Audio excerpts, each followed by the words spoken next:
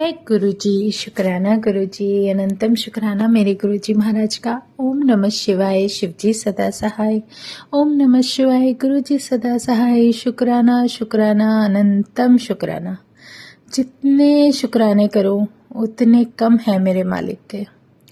मेरा महाशिव, मेरा पूर्ण गुरु, जो एक हमारी सोल के लिए और हमारी जर्नी में जो भी हमारा इस अर्थ के ऊपर जो चल रहा है, जो जीवन चक्र है, उसमें, या आप कह सकते हो कि आपकी सोल जिस कारण से इस धरती पर आई है, जो कर्मास क्लियर करने के लिए आई है, वो सब किस तरीके से पूरे होंगे, कैसे होंगे, कब होंगे, सब परमात्मा उस पूर्ण गुरु की मर्जी पर है। अगर उसने अपने चरणों में जगह दे दी तो उससे बेहतरीन कुछ हो ही नहीं सकता। और जो भी है, हमारी तो बागडोर जो भी जीवन की है, सोल की है, जो कुछ भी है, सब उनके हाथ में है।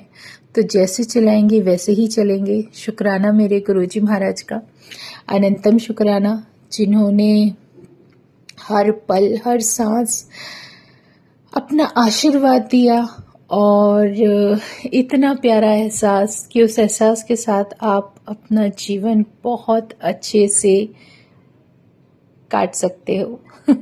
सच में बहुत ही प्यारा और बहुत ही निराला, और मेरे गुरु जी की लीला वो तो बिल्कुल अपरंपार है। उसमें आप कभी अपने आप को ऐसा समझ ही नहीं सकते। आपकी लाइफ में इंजॉयमेंट भी बहुत होगा। आपकी लाइफ में एक जो पहले सब कुछ बोर लगता था, सब कुछ बेकार लगता था, आपको अपने जीवन में हर चीज की अहमियत पता चलेगी। वो इतना अच्छे से सबको समझा देते हैं, बता देते हैं कि उनका तो अंदाज ही निराला है। शुक्राना मेरे गुरु जी का, अनंतम शुक्राना। जितने शुक्राने करूं मैं अपने मालिक के, उतने कम हैं। जय गुरु जी, जय गुरु जी, जय गुरु जी।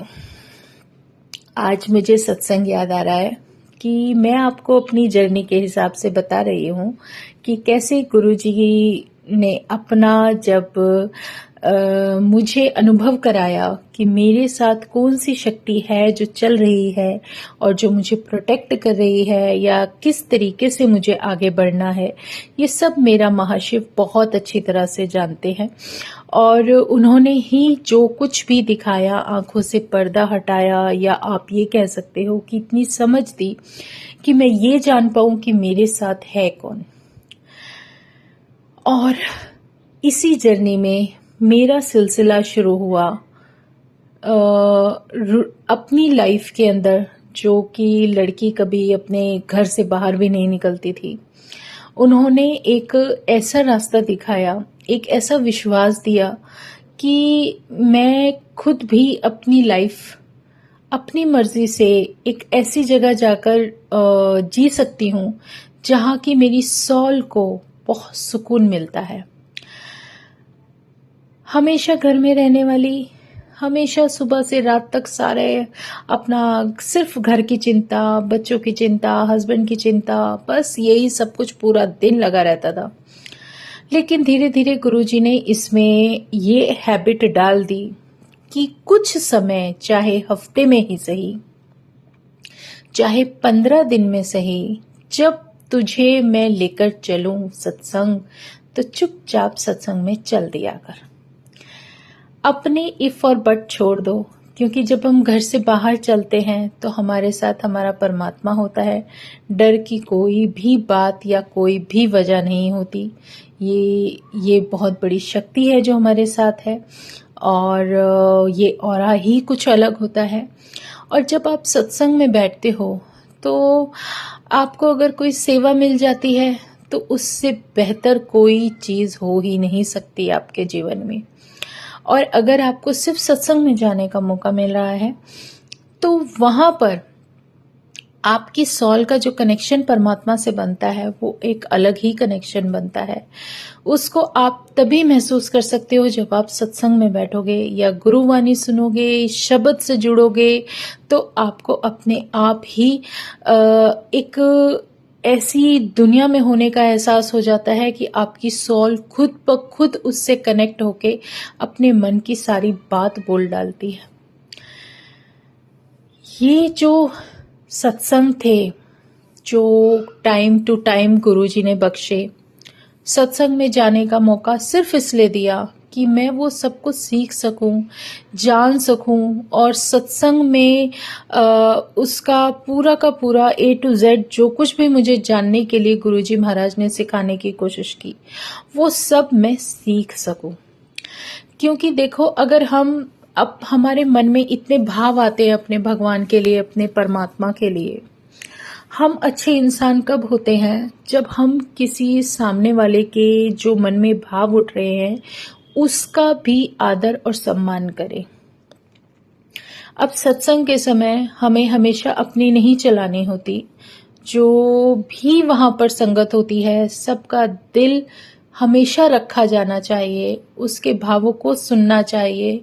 और हर किसी का कनेक्शन भगवान से अलग ही होता है। पता नहीं कौन सी सॉल किस तरीके से अपनी जर्नी जीती आ रही है और वो किस दुख में या किस तरीके से उस परमात्मा से जुड़ जाती है। ये सब अपने अपने तरीके हैं, लेकिन इन सत्संग में जितने भी गुरुजी ने बख्शे, सेवादार बनाने से पहले जितने भी सत्संग गुरु ने बख्शे, वो सत्संग अपने में, हर सत्संग ने अपनी एक छाप छोड़ी, एक अहमियत दी, एक लेसन दिया, जिसको जानने और सीखने के बाद नेक्स्ट कदम क्या चलना है वो भी परमात्मा ने खुद ही बताया। तो ये सब हमारे जीवन की एक इस तरीके से कहते हैं ना, जीवन चक्र में एक स्टार्टिंग हो जाती है कि हम उस रास्ते पर चलने लगते हैं जो मालिक, जो परमात्मा चाहता है कि हम ये सब कुछ जीना शुरू करें। तो यही सब है, धीरे धीरे जीते चलते हैं। ये उस महाराज की मर्जी है, उस गुरु महाराज की मर्जी है। और जैसे ही इस तरीके से मैं अपनी लाइफ में अगर कोई सत्संग शेयर कर रही हूँ तो ये भी उन्हीं की मर्जी है। अभी एक सत्संग याद दिलाया, एक सत्संग में मैं गई थी। सत्संग बहुत सारे हैं, बट अभी जो रिसेंटली याद आ रहा है, जो गुरुजी याद दिला रहे हैं, वो यही है कि नवरात्रों का समय था। देखो क्या समय पर याद दिलाया, नवरात्रे आने वाले हैं और नवरात्रों का ही सत्संग गुरुजी ने याद दिलाया। वहां पर उस संगत ने माता रानी का भी बहुत प्यारा दरबार लगाया था और गुरुजी का भी। तो जब गुरुजी की गद्दी लगी हुई थी और सब कुछ था, जब मैं वहां पर गई सत्संग में, तो पता नहीं मेरा कौन सा कष्ट काटना था गुरु ने जो मुझे वहां बुलाया, वहां पर जाने का मौका दिया। अच्छा, क्या हुआ, जिस ऑटो को लेकर हम गए थे जाते वक्त, वो उस ऑटो ने मुझे बहुत पहले उतारा, जहां से मैं वॉकिंग करते हुए, मैं और मेरी संगत फ्रेंड, हम दोनों वहां तक पहुंचे, सत्संग में गए। और जहां पर मुझे स्थान दिया गुरुजी ने बैठने का, वहां मैं बैठी थी और सत्संग स्टार्ट हो गया था। शुरू होते जो कुछ भी चल रहा था, जब शब्द चल रहे थे, तो मेरी लेफ्ट साइड से एक आंटी बैठी थी, काफी ओल्ड, वो चेयर पर थी मेरे साथ।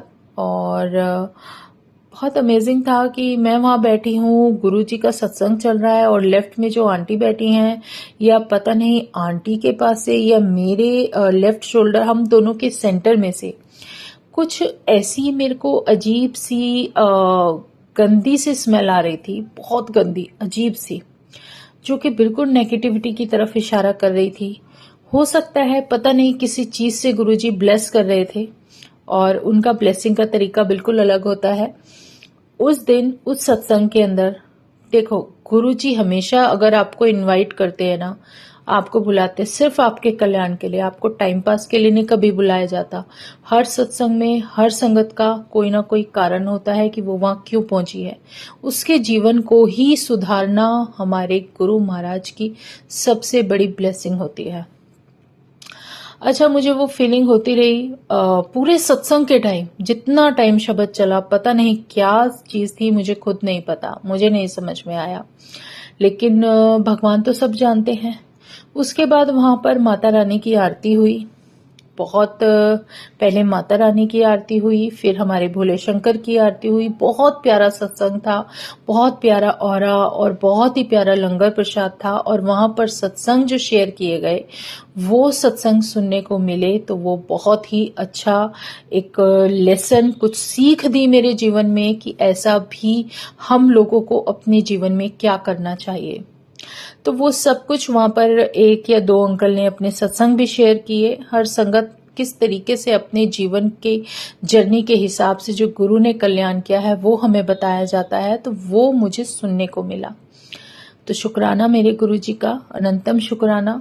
अच्छा, यहाँ पर एक बहुत प्यारी चीज है जो मैं आपको बताना चाहूंगी कि वहां से हम जब चले घर आने के लिए, तो हमेशा की तरह गुरु से आज्ञा लेकर जब चले, गुरु साथ ही लेकर चल रहे थे, तो ऑटो में बैठते ही ऑटो वाले ने मुझसे एक क्वेश्चन किया कि ये तो नवरात्रे चल रहे हैं और माता का उसने नाम लेना शुरू किया।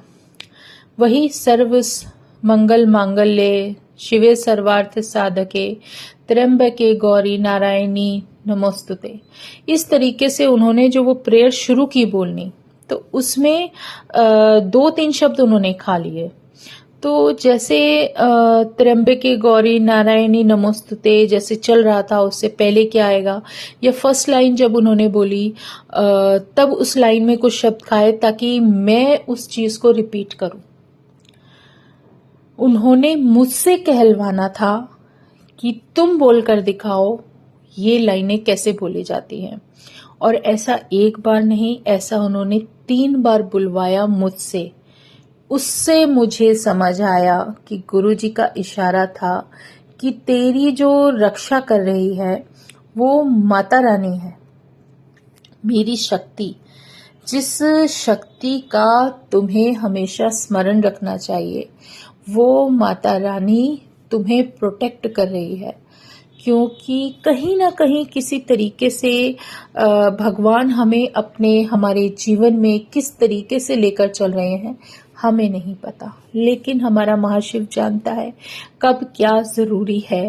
तभी उन्होंने जब भी शब्द सिखाए या कुछ भी किया, जो हमारी सॉल को सिमरन करने का रास्ता दिखाया, क्या हमें सिमरन करना है, उसके बाद कैसे, कब वैष्णो माता के पास जाना है, कब चिंतपूर्णी माँ के पास दर्शन के लिए जाना है, वो गुरु खुद ही लेकर जाते हैं।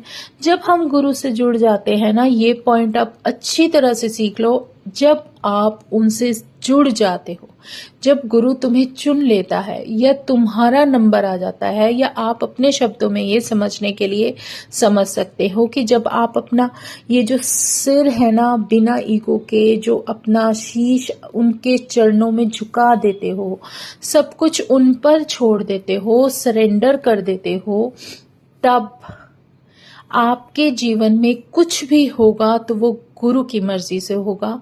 और गुरु को पता है कि कब क्या कैसे कहाँ क्या करना है तुम्हारे उद्धार के लिए। जब जो चीज जरूरी होगी वो होगी। उन्होंने जो बख्श दिया सो बख्श दिया, उसके अलावा कुछ भी जीवन में ऐसा नहीं है जो इम्पोर्टेंट हो। सिर्फ हमें उन्हें याद रखना है। और अगर भगवान का नाम लेते लेते लेते आप अपने जीवन में चल रहे हो तो उससे अच्छा रास्ता कोई है ही नहीं। और अपने जीवन में आप खुद ही धीरे धीरे अपने आप को बदलने के लिए अग्रसर रहते हो, अपने जीवन को बदल लेते हो।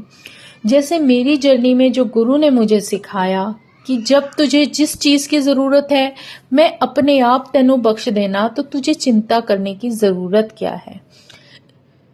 उन ऑटो वाले अंकल ने मुझसे 3 से 4 बार वो मंत्र बोलने के लिए बोला, खुद बोला आधा और मुझे फिर मैंने दोबारा रिपीट किया कि ऐसे है। तब उन्होंने कहा आपको तो आता है, और ऐसे बोल के वो ऑटो लेकर चल रहे थे। अच्छा, जब वो ऑटो लेकर चल रहे थे तो उन्होंने एक अलग रास्ते से मोड़ लिया, पता नहीं कैसे रास्ते से, और वो रास्ता नहीं था, फिर टर्न कर लिया, फिर वापस मोड़ कर लेकर आए। लेकिन हो सकता है ट्रैफिक से बचाने के लिए कर रहे हो, वो तो मैं नहीं बोलूंगी। लेकिन उनका एक वाक्य है कि भगवान ने भी सबका सारा भार मुझ पर ही सौंप दिया है कि सब कुछ तुम्हें ही करना है जो करना है, चाहे इसके लिए सामने वाले को बिल्कुल ही खाली कर देने के लिए बोलते हैं, खत्म करने के लिए बोल देते हैं। कुछ इस तरीके के वाक्य आए जैसे वो अपने आप से ही बात करते हुए जा रहे थे, और सडनली मैं डर गई। लेकिन डर क्या, अब जब भी ऐसा कुछ हो अपने गुरु का नाम और मंत्र याद आ जाता है। बस जब तक मैं उस ऑटो में रही, बस अपने भगवान को, अपने गुरु का मंत्र जाप करती रही। मैंने कहा गुरुजी बस घर पहुंचा दो। तो वो एक हमारे अंदर का जो डर होता है ना, क्योंकि मैं इतना घर से बाहर अकेली नहीं गई, लेकिन हाँ गुरु ने मेरा साथी बना दिया, एक तो खुद और एक संगत फ्रेंड, उनके साथ ही मेरा बाहर चलना शुरू हो गया। और उन्होंने जो मुझे सत्संग अटेंड करवाए, जो कुछ औरे के अंदर लेकर गए, कितने मुझे एक्सपीरियंस दिए, वो एक अलग ही आयाम पर लेकर जाते हैं, अलग ही नॉलेज देते चले जाते हैं।